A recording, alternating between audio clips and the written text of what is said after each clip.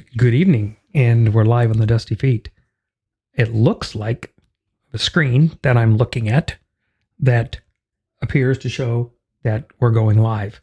So the 2 weeks that we've not been live, we have been live. At least I was here doing this at this time. It just wasn't going out on Vimeo.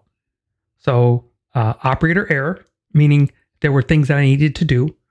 And two, the instructions, probably a little bit better. Maybe I'll think about making an instructional video or something to show people on, if you want to use Ecamm on Vimeo, make sure you do this and this, because there's additional steps that aren't on, say, Facebook and YouTube and those little jobbies. So, but at least we know it works. And embed is on the website. Looks great in the website embedding. And there's still chat. So we'll be getting that up as people get comfortable and get into understanding all the stuff that chat's even there. So for those that can do. So totally cool. So that, since we know now, so the links, vimeo.com/TheDustyFeet. Anytime you're on Vimeo, you just type in TheDustyFeet, one word, don't put any blanks. And then the videos will pop up. I'll pop up channels, the production side. So there's groupings on those things, so you can see different things on there that are nice, and not so much see as listen to, and the videos that are there. DustyFeet.com. Additional information will be there. I'm actually thinking of adding I'm going to do it. Today it kind of caught up with me a little bit in thinking about, I could use a page on there for documents. I think I'm going to call it resources, actually, now that I think about it. I have a resource page. So on there, I'll reference some documents, do some things, the Hebrew Matthew, the Hebrew John, those kind of pieces. So the ones that'll go to a website, I'll link you to the website. The resources will be there.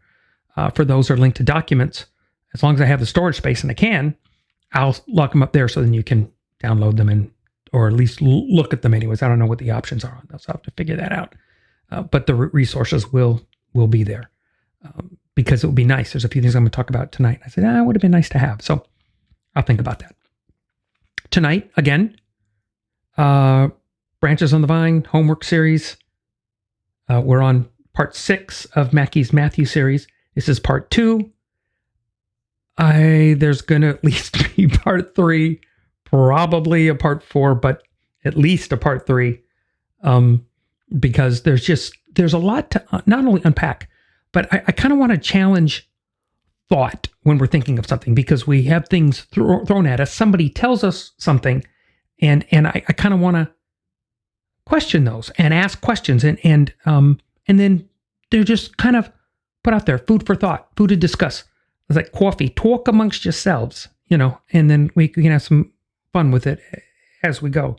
And as always on the Dusty Feet, this is a place where we can safely explore the endless ways of God and the interconnection of His creation, where belief understandings may be challenged, divine misunderstandings may exist, and traditional teachings might falter as we pursue connection, context, and community with God and each other, here in an environment of grace and love. So here we go on the Dusty Feet.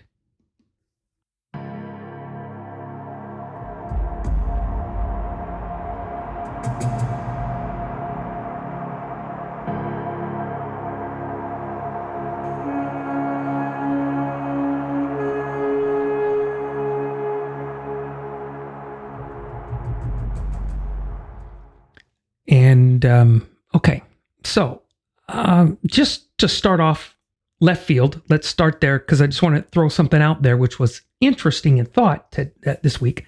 I was listening to a podcast from the Bible Project guys. John and Tim or Tim and John, or John and Tim are talking to someone on the podcast. And I got notes. It's podcast 247, Jesus, Melchizedek, and the Priestly Line. And it features a Reverend Dr. Amy Pooler. I think it's interesting. Her name's Pooler and I live in Pooler, but it has nothing to do with it. I just thought that was funny. And the interview is interesting. And I suggest you listen to it. I do. I'm enjoying this priestly line series that they're starting. Is there going to be multiple parts to this? So it's really cool. But here's one of the things that caught me. I'm driving along, listening to this deal, and in her studies for her dissertation, I'm assuming it's her doctorate dissertation, she had talked about where she was in her education, what she was doing, and when she was at different various schools, and where she was going with that. And there was a point in her dissertation when they said, okay, you need to declare whether you're Jesus or Paul. And I'm assuming that means the Gospels and the epistles, okay? But still, it says Jesus or Paul.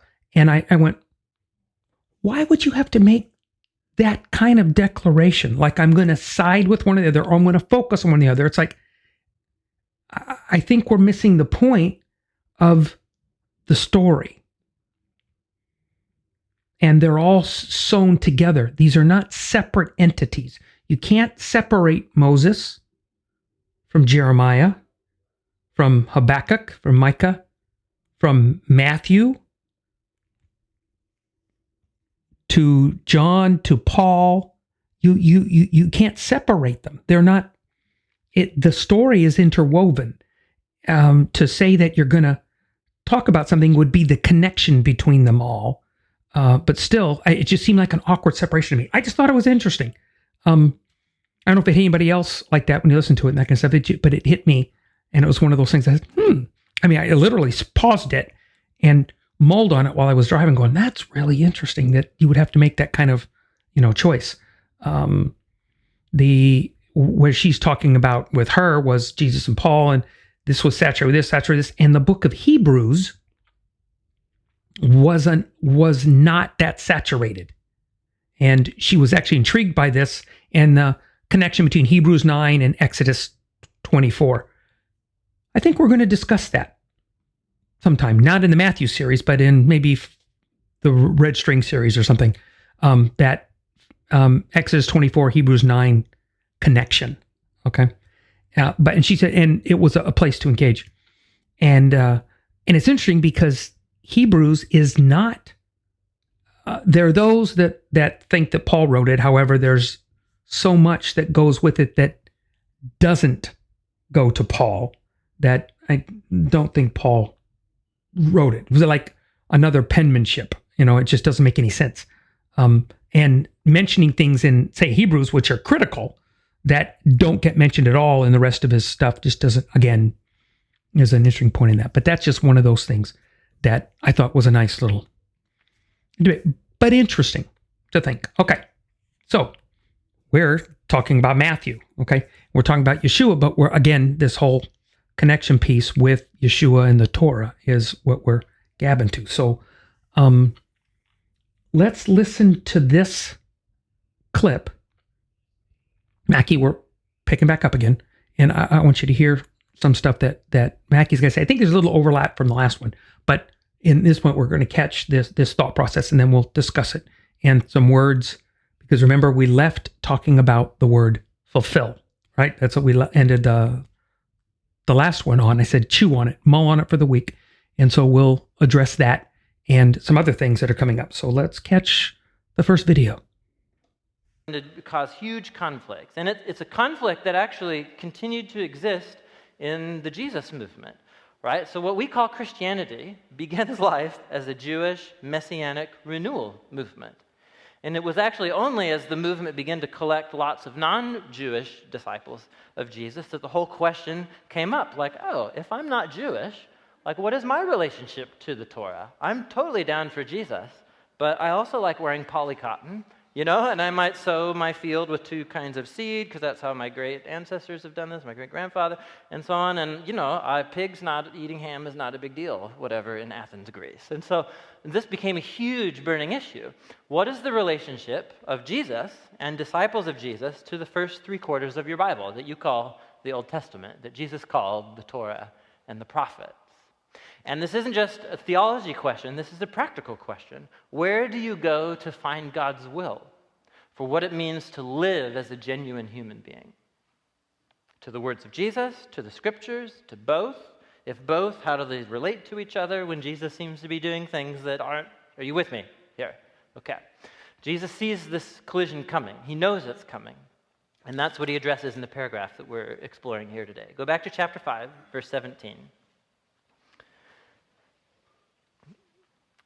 And he speaks this dense sentence that has everything you want in it. Chapter 5, verse 17. He says, "Do not think that I've come to abolish the law, the Torah, or the prophets." So when he says prophets, he's referring to the other main section of the Hebrew scriptures. In Jewish tradition, the Old Testament's organized in a little bit different order than like in your English Bible in front of you. But to say Torah and prophets is to say the scriptures. And Jesus says, don't think that I've come to undermine the scriptures. Now, if he has to say, don't think that I've come to do that, what does that assume, of course? It assumes that everyone thinks that he's doing that, right? And we, the Pharisees especially. No, that's not what I'm doing. That's what you may think that I'm doing, but that's not actually what's happening here. I'm not undermining the ancient scriptures. Rather, I have come not to abolish them, but to what? But to fulfill them. Fulfill them. Now, if you've been cruising through Matthew with us, we're just 5 pages in, but 7 times already, he has used this concept of Jesus fulfilling the prophets. So 7 times in just 5 pages. I mean, he's really making a big deal of this. He'll highlight some event in the life of Jesus, he'll stop the story, and then address the reader and be like, hey, did you know this fulfills what was spoken through the scriptures or through the prophets? And so he quotes like from Isaiah or something. Isaiah said, the Messiah, the King, will come, and Jesus fulfills that. Well, that kind of makes sense to us. But Jesus says he not only fulfills the prophets, but also what? Torah, the law. Now, what does it mean to fulfill the 10 Commandments? Isaiah points to the future, says the future king's coming. Jesus says, I'm that guy.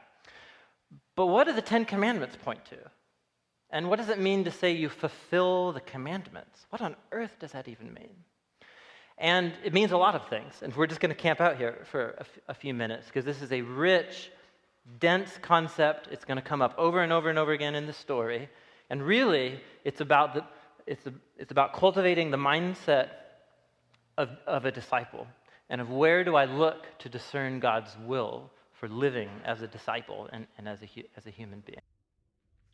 Living as a disciple and a human being. I thought that was an interesting choice of word, which I like, and he talks about this many times, so that's cool.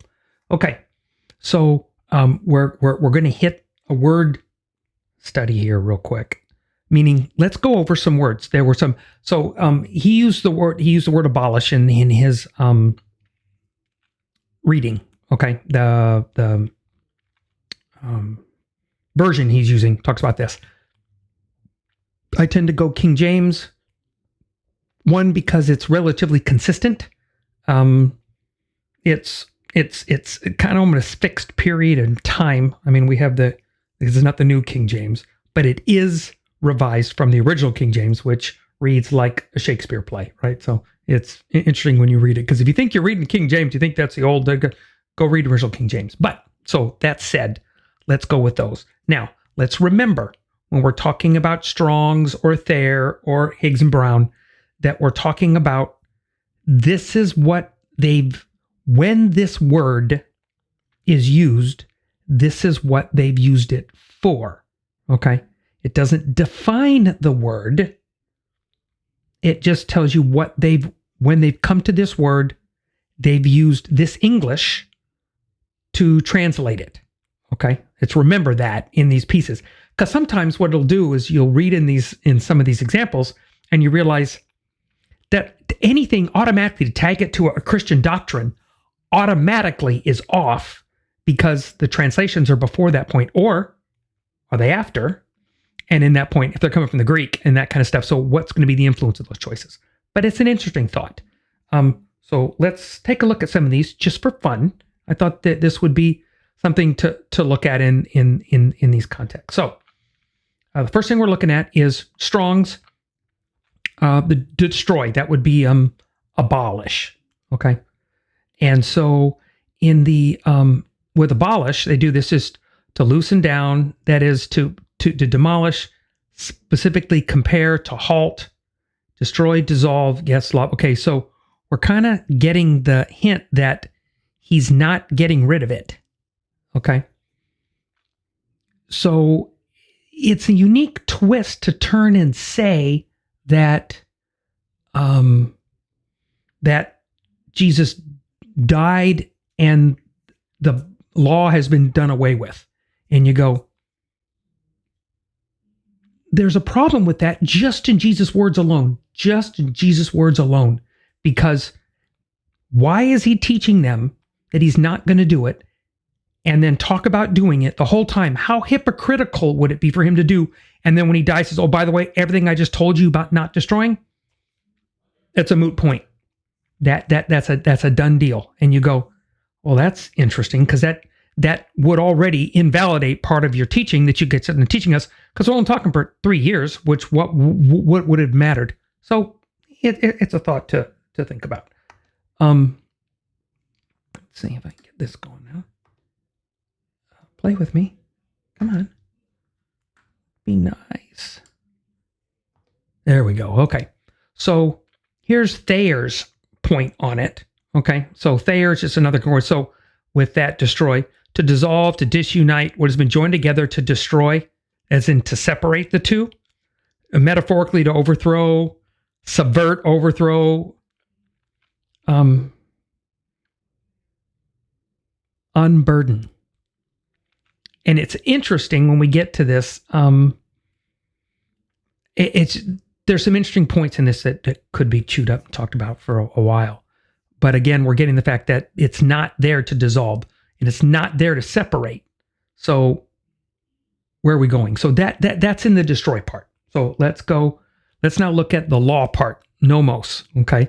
So here's Strong's, nomos, to parcel out, especially food or grazing to animals. So like to parcel out, to hand out food, right? The law specifically of prescriptive usage, generally, blah, blah, blah. Specifically of Moses, including the volume, also of the Gospels, or figuratively principle, law. That's where that comes from. So it's interesting that they use parcel out for food. So I haven't done away with your food. The word of God. So even in the Greek, you still get this twist on this, which I thought was interesting, because when I looked at it, I went, oh, I didn't notice that in the Greek, but I was digging back in and to see how this was going to play out. So here's Thayer's. Anything established, anything received by usage, a custom, a law, a command, any law whatsoever, a law producing a state approved of God, by the observance of which is approved of God, of the Mosaic law, the Christian religion, the law demanding faith. The law demanding faith. Now that's an interesting phraseology, only because there's a Christian side that says we're free of the law. And I go, okay, that's an interesting take on this. When you're saying the law demanding faith, the moral instruction given by Christ, especially the precept concerning love, okay, which I really liked. And then again, talks about food for grazing. And again, I just thought these were some interesting things to think about when you're chewing on this one. And you can't do it without looking at the Hebrew with Torah. So here's Brown Driver Briggs. Instruction, body of prophetic teaching, the instruction in the Messianic age, a body of priestly direction or instruction, a body of legal directives, law. There are your pieces. Okay. That's from Brown. And Strong's, it says a precept or a statute, especially the Decalogue or the Pentateuch. Okay.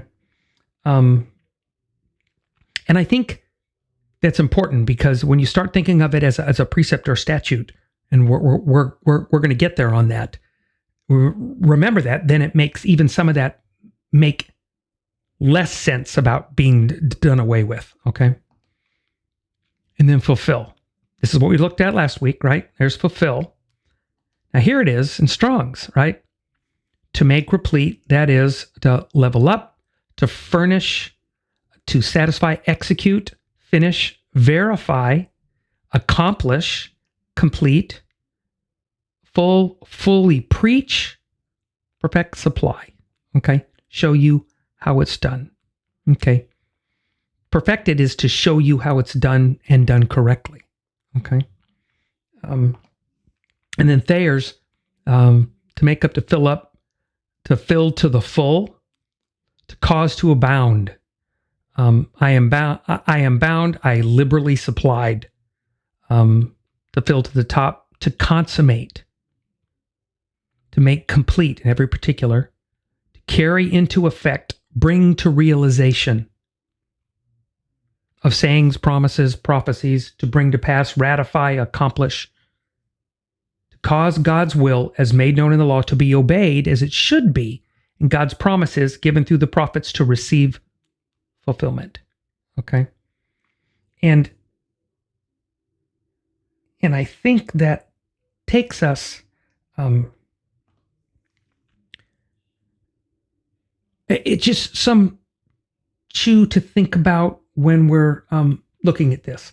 So let me throw out an example. Let me give a life example to this that as it impacted me and my thought, and it's going to go to soccer, like you're shocked, right? They were going to soccer. Dr. Donald Wilbur was one of my mentors, involved in my soccer career at a very early time. Matter of fact, he was on the crew of my very first professional game that I went to up in Spartanburg, Spartanburg, South Carolina. Had a pro game up there, Spartanburg, Greenville area. And that was sometime, maybe I'll tell that story on that whole game and all this. But one of those things when he was teaching, and some of the mentor, was that he would talk about soccer as a microcosm of life, and about rules, authority, imposed authority, accepted authority, all kinds of things. Maybe we should do one on soccer in there, just because it kind of throws this life issue into it. But one of the things that I got was when Mackie is talking about Yeshua and the law, and he gets this piece, I think there should be a bigger separation between the law and the law teachers. What he came to do was not abolish the law. So in other words, it's not the law itself. It's how it's being taught. Okay? It's how it's being taught. Okay? It was established a long time ago, meaning the law of Moses, right? So it's literally been thousands of years. And the way it had been developed and taught, there were some challenges with this. So he comes over to make a course correction. Okay? I'm not unconvinced that we're thousands of years later that far off of Yeshua's teaching.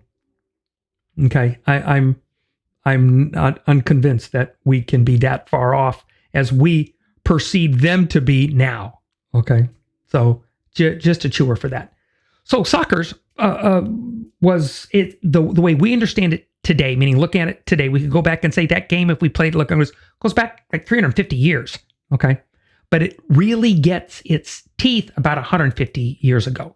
Now, in the beginning, it was for those that were for the wealthy and for those that could go to school. It was an academia thing. It was a, what do they call it?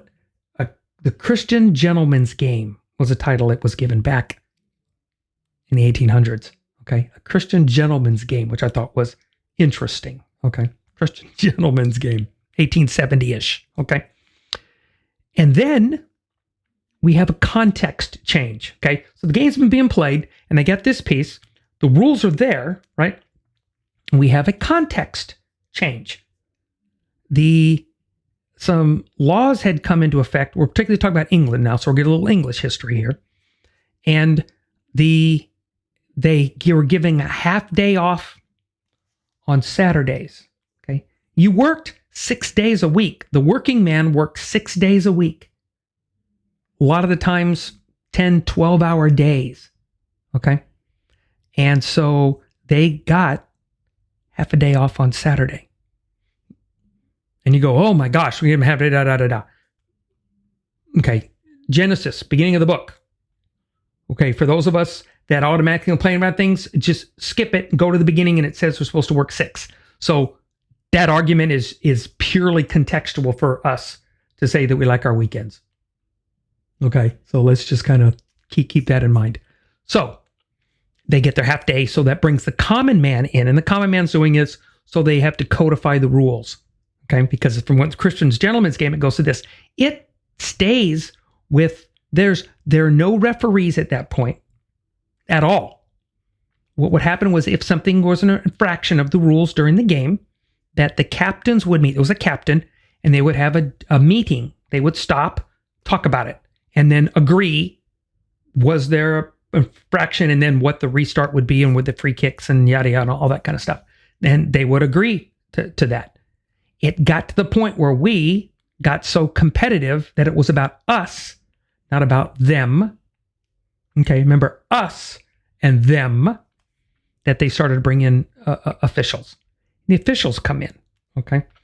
At this point, believe it or not, in this history, there's also a battle between the game was evolving from soccer, rugby, and it took a split right here.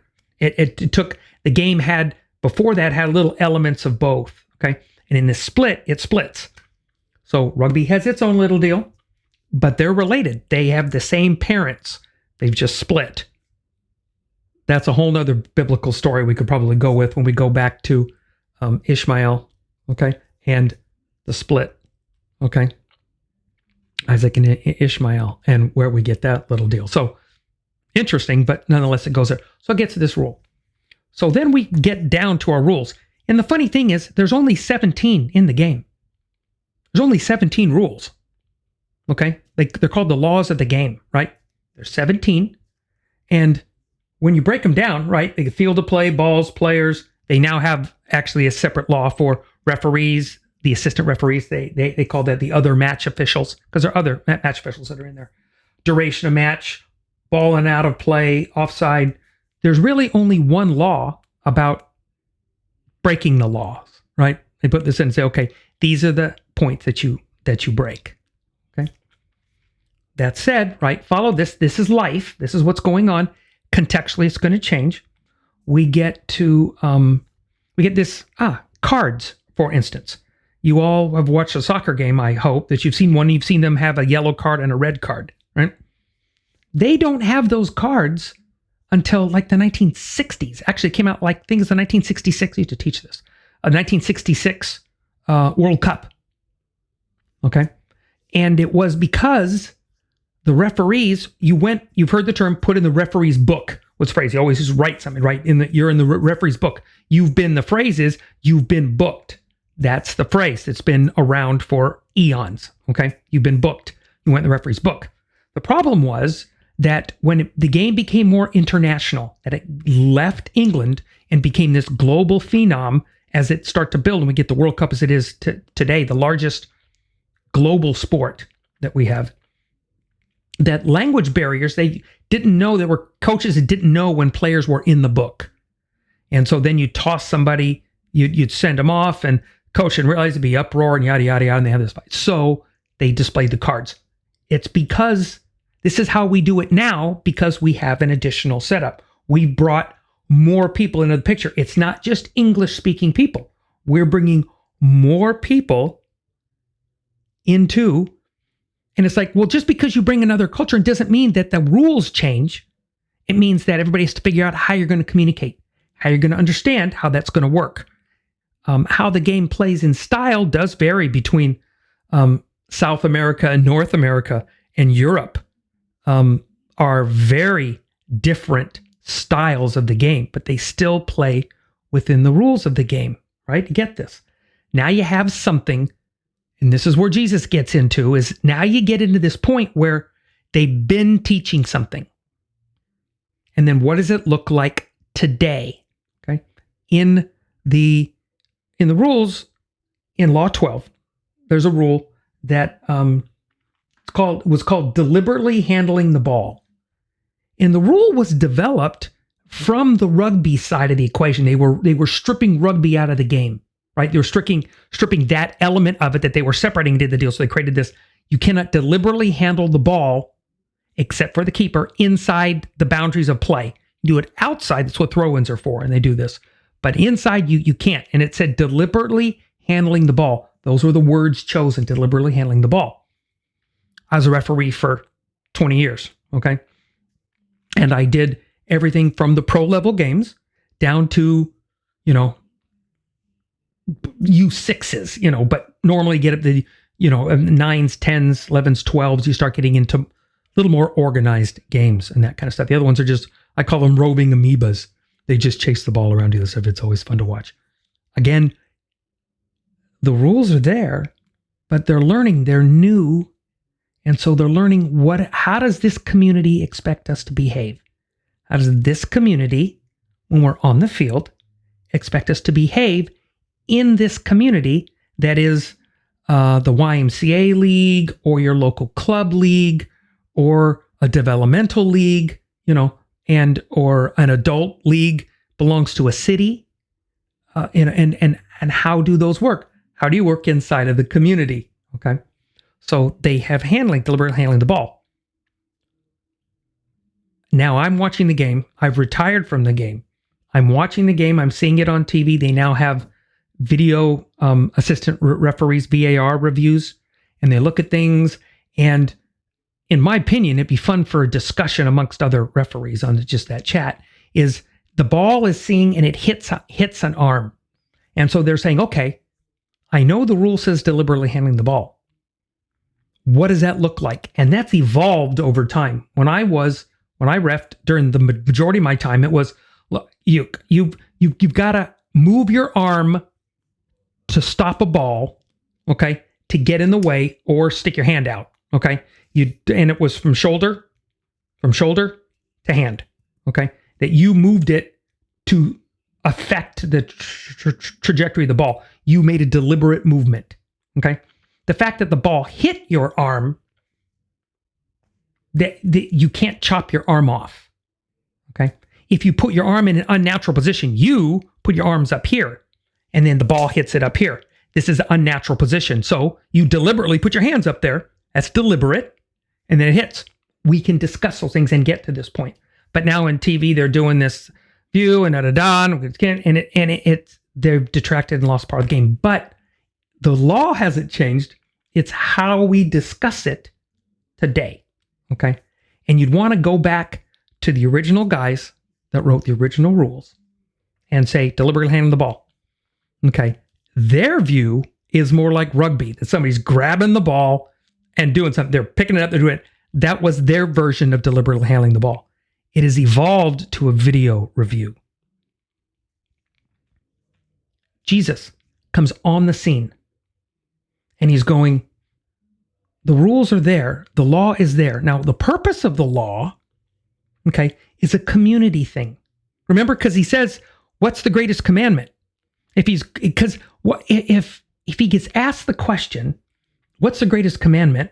And he says, well, none of them are going to matter anyway. So I'm going to die. All the commandments go away. Okay.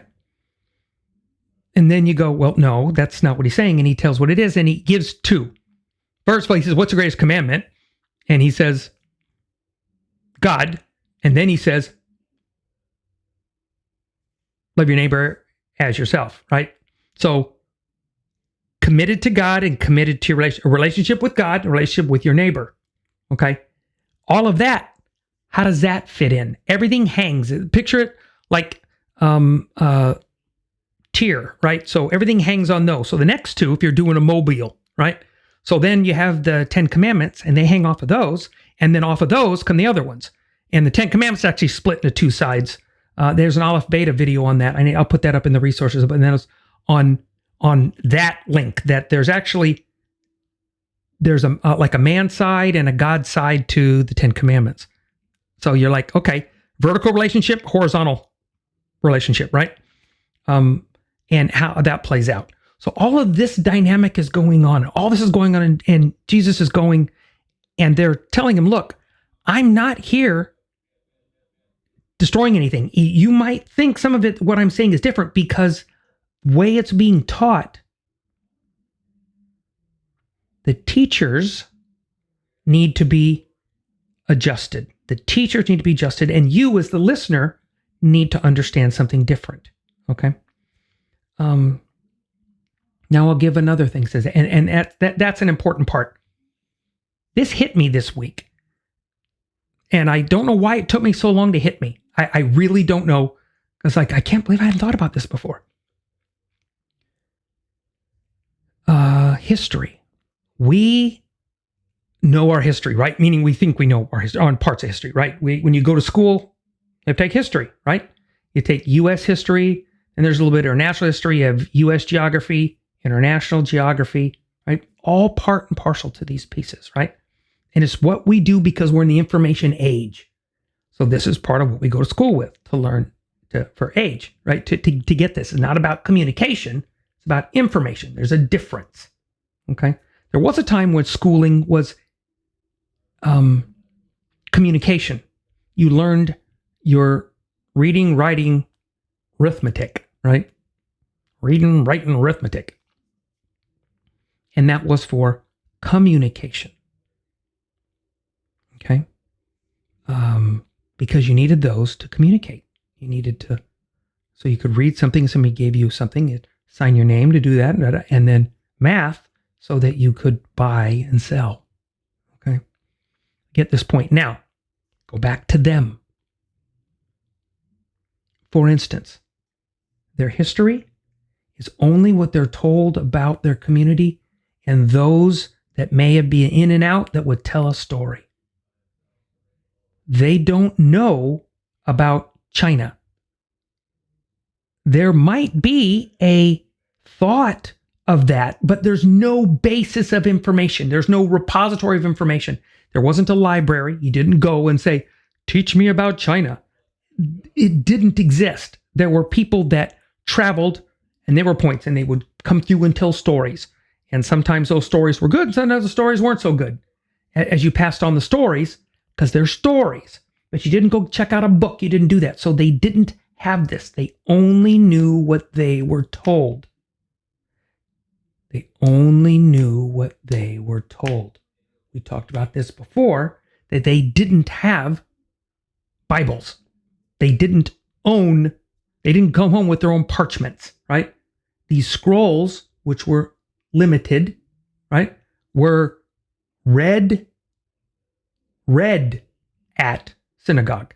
So they are still only hearing, which is why Yeshua, what Jesus talks about when he goes and he says, what they say from the seat of Moses, do it, because they're reading the scripture. His problem with them are they're hypocrites when they do. They say one thing and they do another. This is the challenge and the problem that we have with this. And this is, for us, our challenge. For us even, is how hypocritical we are in this committed relationship that we are with Jesus, that are committed and i.e. through them, the Father, and how dedicated and committed are to we that, and what does that mean? And those are hard things to think about. Is he changing the rules of the game, or is he clarifying how it's done? We have there's like I said, the soccer laws, there are 17 rules. The pamphlet's this thick. That's it. Okay. There's volumes on what does that mean when they talk about handling. They talk about pushing, because it says don't push, don't pull, don't grab a jersey under. But yet, if you watch a soccer game, you go, he just pushed him, he just pulled him, he just did this, he just did that, and you go, that's what the letter says. But I put the phrase, how do we do things around here? This is not how we do things around here. And that's where you see subtle differences between the South American game, Brazil, North American game, America, a European game, Germany, Spain, England, and how we do things around here and how the referees do it. And then when you're refereeing at the FIFA level, the white badges, look at these cool little white badges, and they have to be able to manage the game when these teams meet, these cross cultures meet. And you have to say, here's how the game is supposed to be played. I know you do things in down in Brazil. I know you do things here. We're in the international game when we're playing across borders and across cultures that we need to tighten the box a little bit and understand how that works in a community.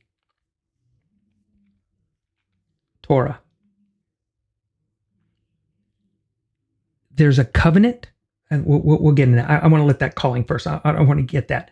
So the biggie that he talked about was, is Jesus starting a new Judaism? Because he mentions the phrase that the early, what became Christianity was the Messianic movement. Okay. And then us Gentiles came in. We don't know the game. We don't understand how it's done. We don't do it. We want to do it our way. And he's going, there's a balance between here's what it says and here's how we do it here. And the Yeshua comes in and corrects the how we do it here, because he was making this course correction to these guys because he's talking to a Jewish audience, right? We need to remember that and how this works. And then how that would reflect back to Paul, as Paul's going, there should be no conflict between Moses, Jesus, and Paul. And then say John to do bookends, right? We got John on one end. We have so we have Moses on one end, John on the other, and then Jesus and Paul in between here. And you got all the prophets and everybody else in that setup. It's a single story. So if we see a conflict, then I think maybe we need to relook at why we think there's a conflict. Okay, that's an interesting thought. I think we need to mull on. So let's catch this next clip, and then I'll cover something that I have in my notes that I think would be better, and especially in relation to us doing and them doing, and how this works on the difference between the covenant and then the how it goes. Okay, so let's listen to video 2, and then we'll see how that plays out. When Jesus says, I come to fulfill the Torah and the prophets, the first thing is, of course, remembering the whole story of Israel and key passages in the prophets and in the scriptures that point forward. So, just again, think through the story with me. God calls his people, God calls into being a people through the family of Abraham. Abraham out of the nations, I'm going to make you, Abraham, into a nation that's going to bring blessing to all other nations. That nation becomes a lot more people. They go down to Egypt. They become enslaved. Big bad guy named Pharaoh. God rescues his people out of slavery, brings them to the desert, to the foot of this mountain called Sinai. And God appears to them in the form of this cloud and thunder and lightning and so on. It's really intense and kind of freaky. And he makes this announcement to them. He says, I've carried you out of Egypt on eagle's wings. And he says, here's what I want to do with you. Out of all the nations of the earth, here you are. I brought you to myself. I'm going to make you into a kingdom of priests who are going to show my character to all of the other nations if you will agree to the terms of this covenant, this relationship called the covenant. And what are the terms of the relationship between Yahweh and Israel? It's the Ten Commandments are the first thing that God says to them. It's Exodus chapter 20. And after those 10, 603 more, as the story goes throughout the rest of the Torah. So he's creating them as a kingdom who is selected out from among the nations. They will live distinctly and differently, and so show who God is to the nations. Okay, now let's summarize 600 years in one question. How do they do? All right, fail. Huge fail. Just epic fail. 600 years, God's very patient, and they fail. And actually, he lets them ruin the whole thing by honoring the dignity of their decisions, and they run the whole nation into the ground. And it lands them actually getting kicked out of their land, and most of them sitting in exile in Babylon.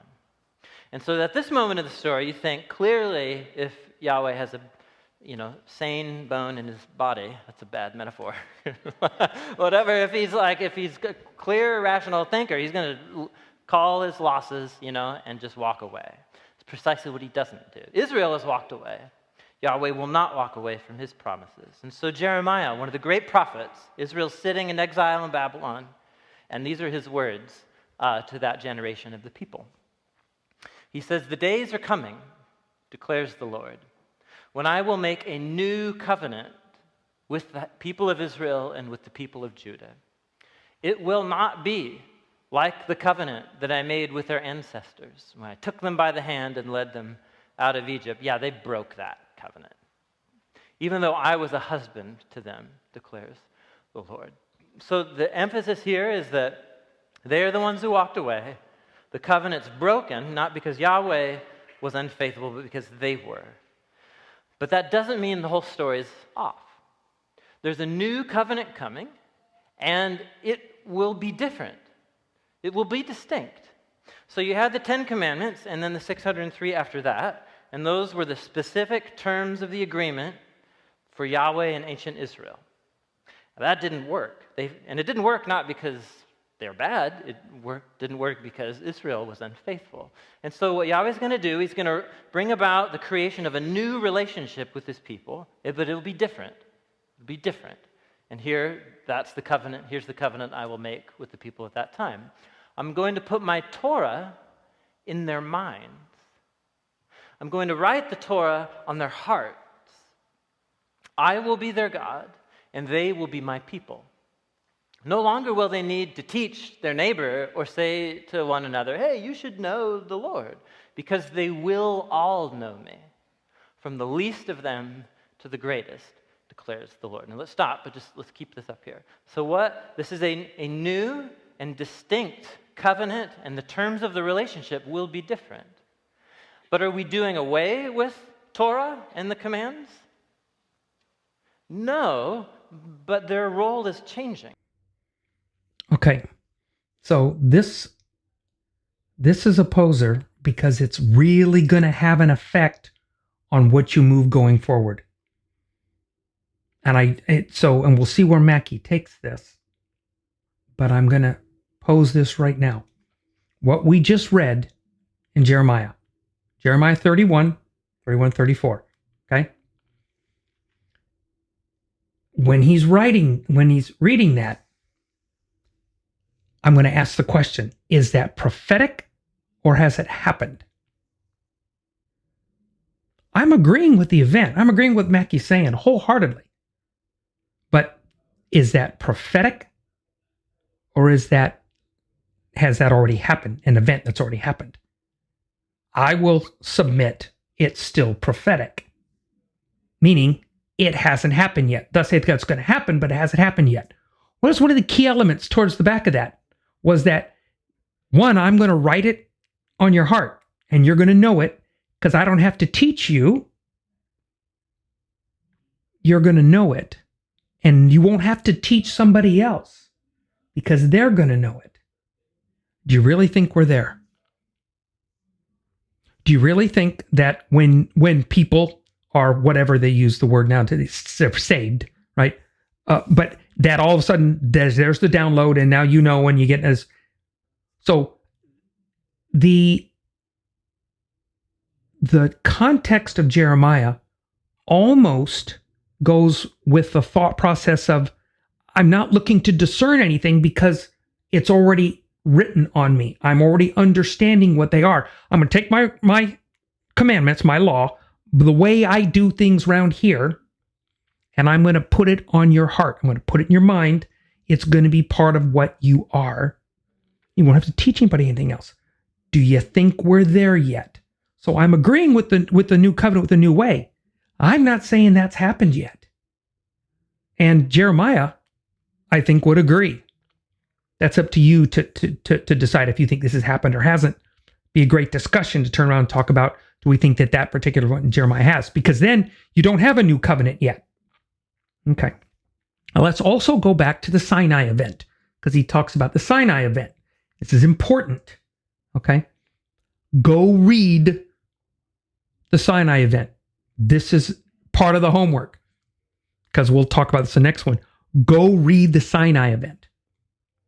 Okay. The beginning, he says, are you going to agree to everything that God says? They say yes. Then they get the instructions.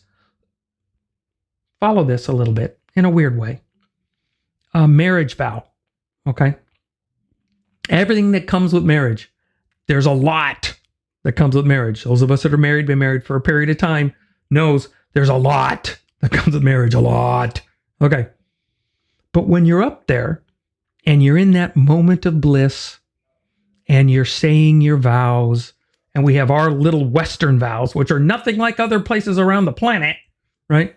But our little Western vows, for better, for worse, for sickness or health, right? So I'll go with, that's the word, for better, for worse, for sickness or health, and you go richer or poor. So let's use those as instructions. Let's say they're instructions. So what does that look like? In other words, what's it look like? So how do you work through the richer or poor, better for worse, sickness and health? What does that look like? How do you walk that out in your daily life all the time? That's what comes out afterwards, and how you do it. And do you do it the way God wants it, where first you focus on me, vertical. First you focus on me, then you focus on them, not you. Love your neighbor as yourself. It's an equal deal. But we don't. We're selfish. It's what we do. We're selfish. I don't wanna. I mentioned it last week. I'm going to say it again. I don't wanna. This is our argument. And this is the challenge that we have here in this point. So at Sinai, he says, this is like the marriage vows, right? So then they go, yes, we will. We're going to follow you. Then you get the instructions, meaning then you get, okay, this is all the stuff that looks like this. Now it's going to get unloaded on you, and you're going to get the instructions, which is cool, right? Because I need to know. The instructions are, how do you get over 1 million people that are in this group? And there are some people that will argue it was only hundreds of thousands. Okay, only hundreds of thousands, right? They all have to live together, okay?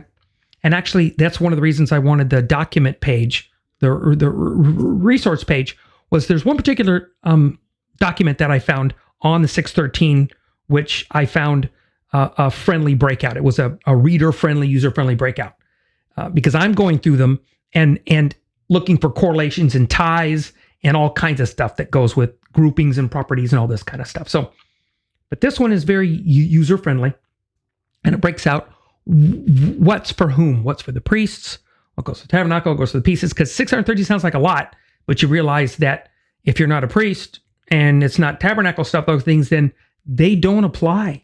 They don't apply to you because you're not a priest. They don't apply, meaning the Levitical priesthood, and who these people are in the Levitical priesthood. The Jesus article on this, the article was Jesus Melchizedek and the priestly line. Okay, this is the Levitical priesthood in this particular piece. So when we're going through these issues, say this is how this is how I want you to live together. Why? Mackie said it. Because you're supposed to be a priest to the nations. You're supposed to reflect me there. Okay.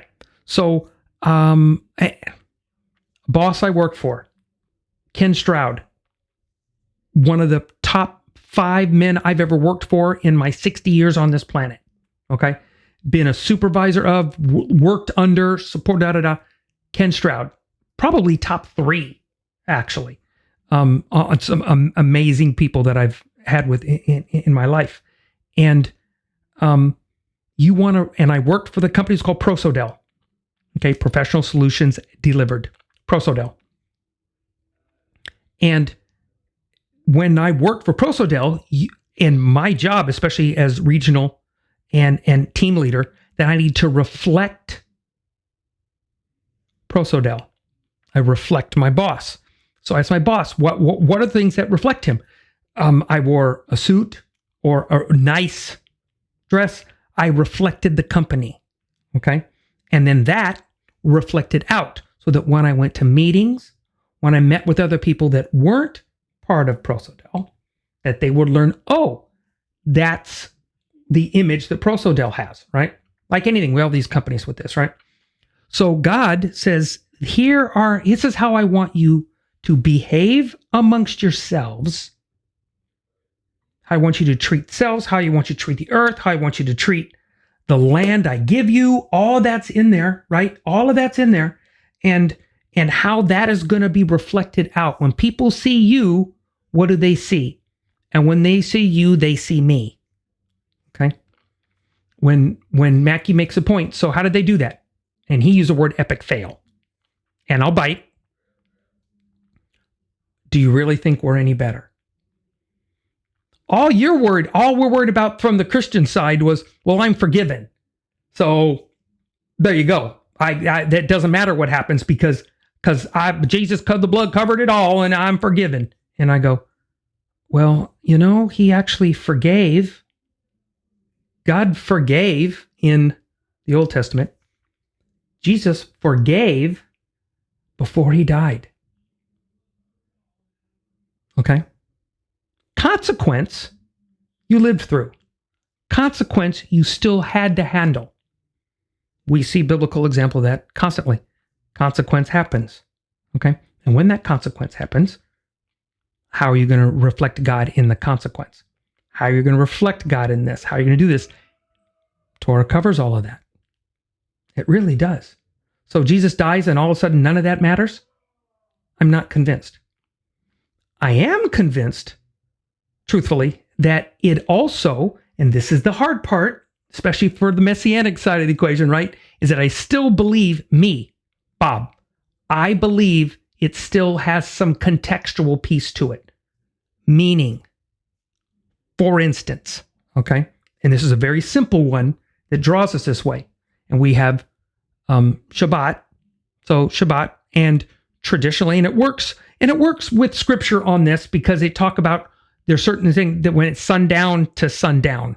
Okay. So say Friday night at sundown till Saturday night sundown is your Shabbat. Okay. And that's great. And I love it. Okay. I love my Shabbat. And that works in the land. Okay. I've been and lived in Scotland, which means if you look at the latitude, it's equal to Juneau, Alaska. Just give you an idea of how north it is when you think about the deal, because you're not really realizing how far that is. Think of Juneau, Alaska. So look in Alaska. Edsel, where I was the same parallel. Okay. There were times where the sun set and sunrise during the summer. During the summer, I could drive from work to far. It wasn't that far. Like ride a bike too, do that. But you could drive with no lights on your cars at midnight because the sky never got dark. It got gray, but it never got dark. Go further north, it's even less dark. And they talk about this. And the flip side is the other way. During the winter, it's almost never light. It's dark. Dark when I went into work and dark when I came home during the winter. So how long's your Shabbat? Or it's either so big it doesn't even fit in the frame, or it's so small that what do?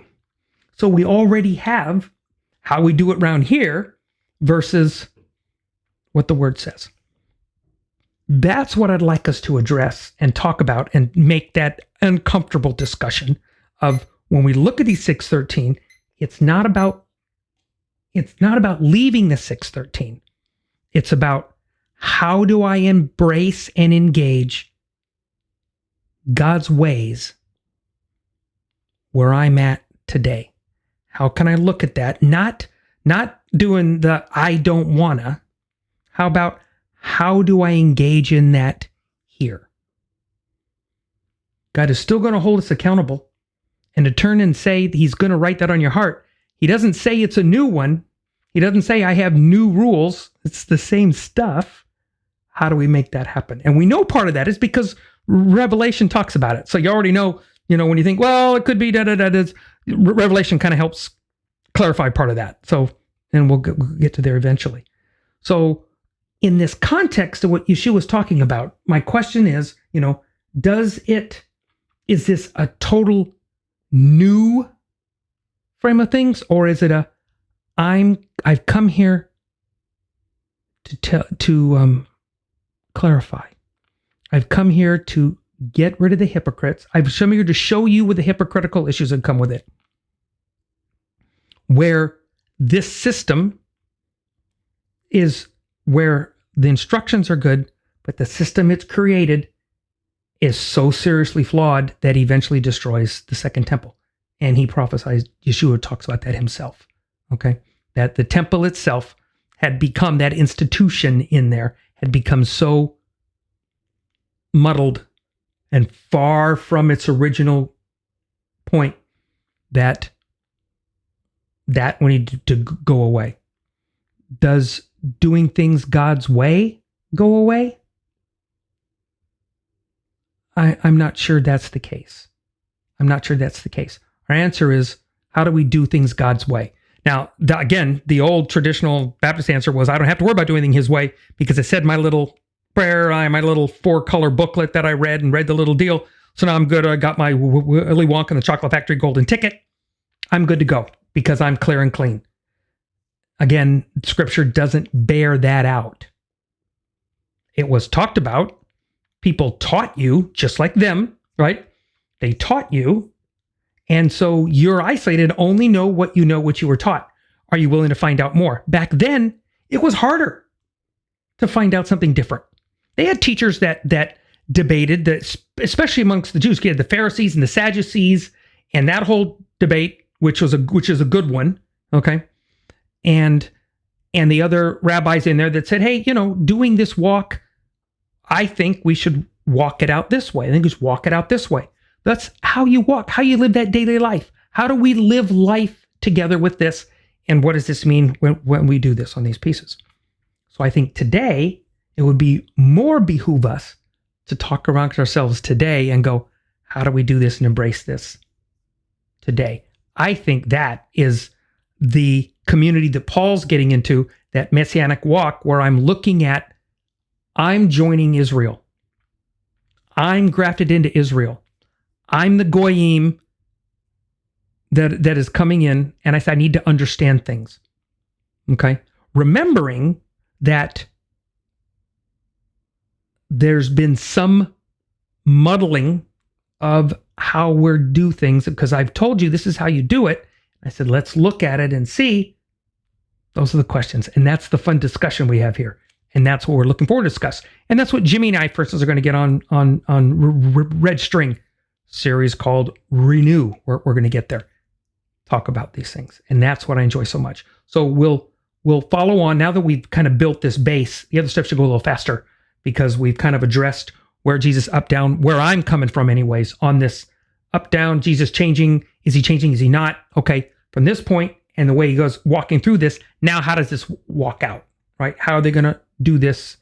Because he's going, look, I'm not tearing it down. I am have issue with the teachers. And trust me, I'm going to be held accountable for what I say too. It doesn't clear me by any way, stretch, or form. So don't believe anything that I'm as accountable. God will ask me that on the great white throne. Same thing. Why did you say that? On those pieces.